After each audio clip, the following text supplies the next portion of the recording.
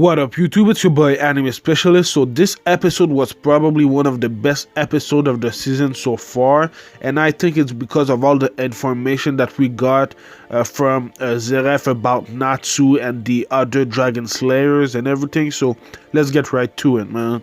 Last week's episode ended with Natsu going all out against Zeref using his most powerful attack, and I'm just gonna say that it felt a little bit underwhelming because it seemed like Zeref didn't really have any damage from that attack. I don't know if it was like that in the manga. It's been 2 years since I read the manga, so maybe it was a little bit more graphic in the manga, but in the anime we didn't see anything.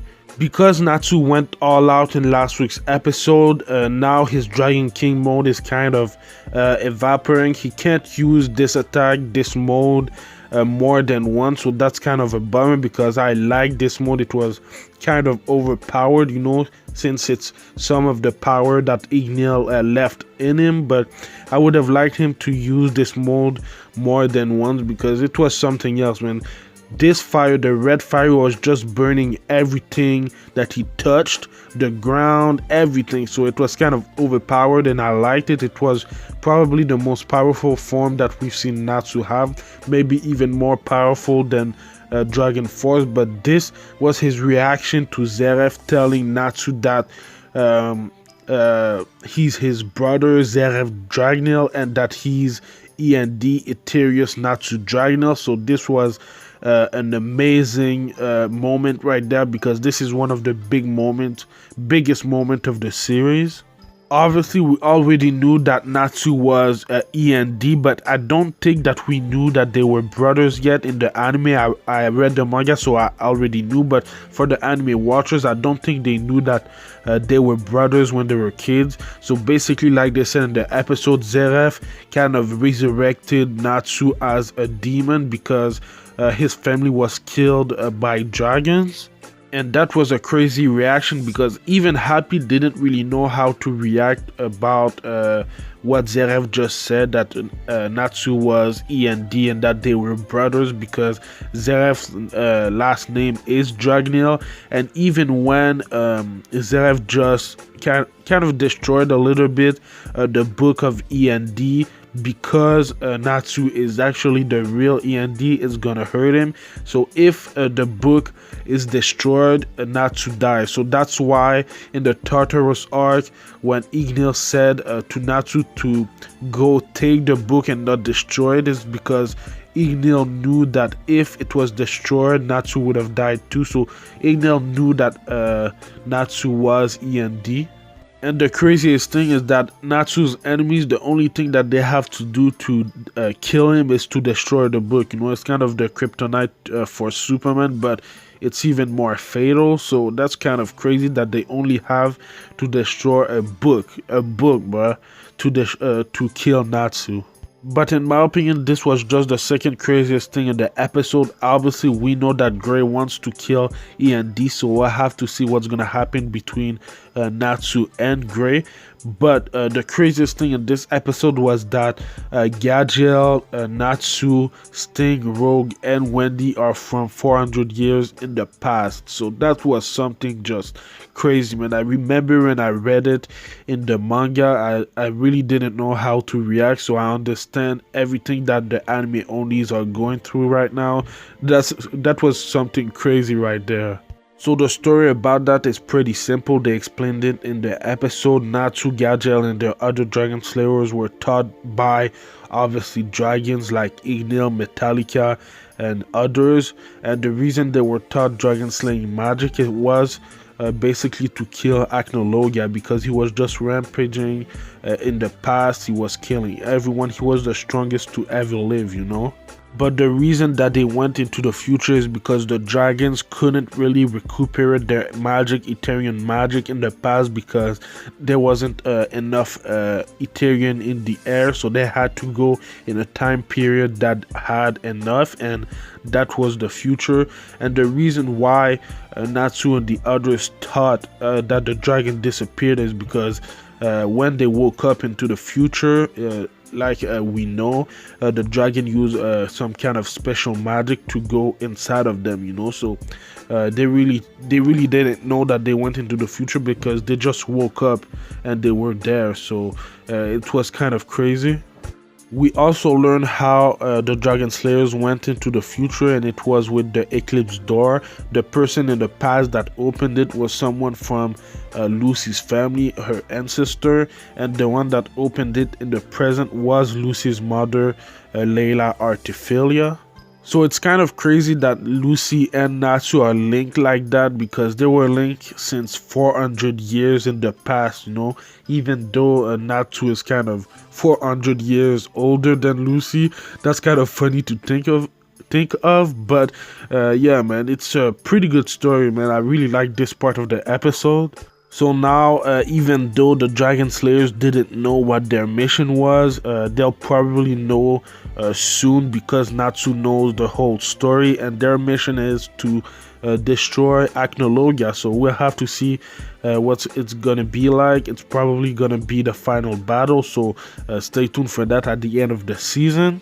And let's see how Natsu and Lucy's relationship develops from now, because basically her ancestor is the reason why she knows who Natsu is, so that's kind of cool. But now, man, Zeref is gonna go all out because of Happy. Happy kind of saved Natsu, because Zeref said that if Natsu kills him, he also dies. So that's the reason why Happy took Natsu and flew away. But man, it was a crazy first half of the episode, and even the second half of the episode was crazy. So we're going to talk about that a little bit. So a little bit later in the episode, we saw God Serena and Next Stand Wizard Saint and the King of the Wizard August with another member of the Spriggan 12. I don't remember his name. They're gonna fight some of the 10 Wizard Saints, so that's gonna be crazy, even though God Serena was the most powerful member of them, and now he's with the other Spriggan 12. So we all know who's gonna win. The Spriggan 12 are just gonna beat them pretty easily, I think. And after that, we saw Brandis. Obviously, she's one of Fairy Tail's prisoner, but the thing that we saw was crazy, man. One of Brandish's subordinate that she's always with is trying to kill her because he's tired of her treating him like he's a slave and everything. So that's kind of crazy to see her like that. That's the first time that we've seen her that vulnerable, so we'll have to see what's gonna happen in next week's episode. I don't think she's gonna die. I think probably Lucy is gonna save her. And the thing is, she's become one of my favorite characters in the show. She's my favorite of the Spriggan 12, so I really want her to stay alive and everything. I really don't remember what happened in the manga, so we'll wait next week's episode together. In this episode, we saw the other guild fight against Alvarez. We saw Lamia Scale, Mermaid Hill, we saw Blue Pegasus and Sabretooth fight all together against the Alvarez Empire.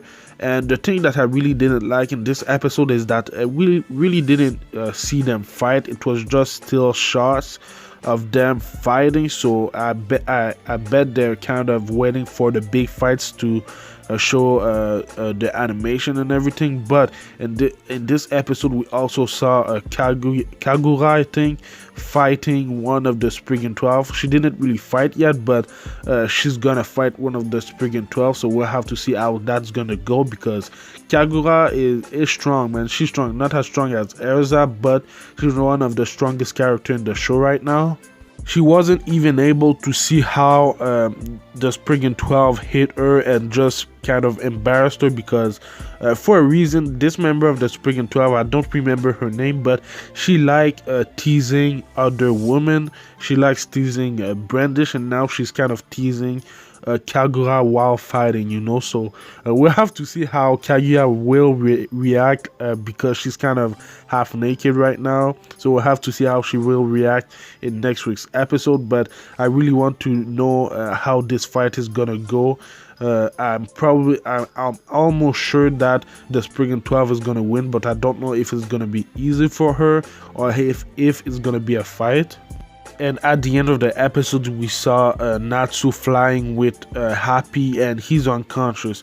I just think that maybe he's tired because he used Fire Dragon King mode, and he can only use this power once, so it's an enormous source of power, so he's probably tired. I don't think there's anything wrong with him right now, but we'll have to see next week's episode. That was a really good episode of Fairy Tail. Probably the best episode of the season so far. Maybe I'm tripping, but we'll see. Let me know what you thought about this week's episode in the comments down below, and let me know what you think is gonna happen next in the final season of Fairy Tail, man.